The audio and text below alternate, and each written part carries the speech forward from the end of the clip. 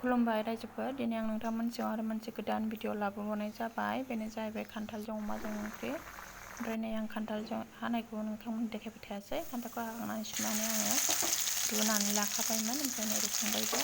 बे फारसे आंना साराया दुंबायमोन नालाय आं थाव सेरखाबाय। ओमफ्राय सामब्राम गुफुर मस्ला मस्लि देनाय हाइजें देनायखौ थाव हरनानै दसे एवग्रोबाय। ओमफ्राय हालदै एसे संख्रि एसे होदेरनानै आरो दसे एवग्रोबावबाय।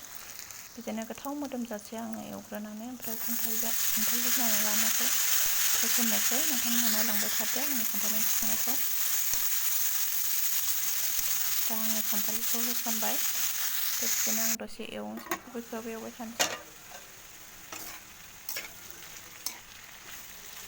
ओमफ्राय नै आंना खान्थाल एवनाया बिदिनो आङो दसे खोबै एवबाय थाबाय। ओमफ्राय माखासे पेकेटनि मस्लाफोरखौ हरबाय आङो।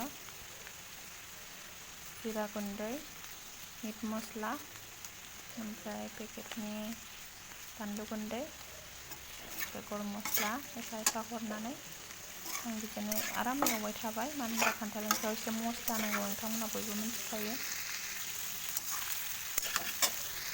बिदिनो आं खोबनानै दसे एवबाय थाबाय।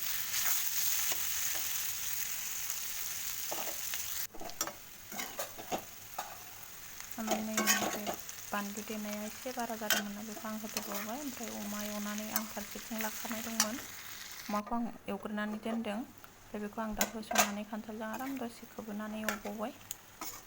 नै जा साइज नुबाय। दा आं खान्थालजों अमाजों दसे बिदिनो एवनानै दै गुदुं फुदुंनानै लानाय दङ। ओमफ्राय नै दा आं बे दै गुदुंखौ हरबाय।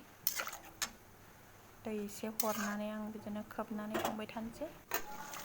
दसे खोबनानै दोनथ'नोसै। नै बिराद मोजां गोदौगासिनो दङ। ओमफ्राय आंना आलुआबो रुइखाबाय, खान्थालाबो रुइखानाय। दा अमाजों संनोब्ला आं बिदिनो दसे खोबै दसे आराम संबाय थाबाय।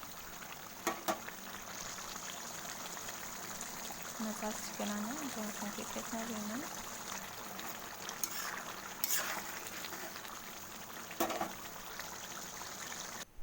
नै दा आंना संख्रियाबो जाबाय। ओमफ्राय आं गेस अफ खालामबाय। नै बेलाय आंना खान्थाल ओंख्रिया जाबायानो। लोगोफोर, नोंथांमोनहा नायनानै माबायदि मोनखो? आंनि खान्थाल ओंख्रि संनायखौ मोजां मोनदोंबा लाइक, कमेन्ट,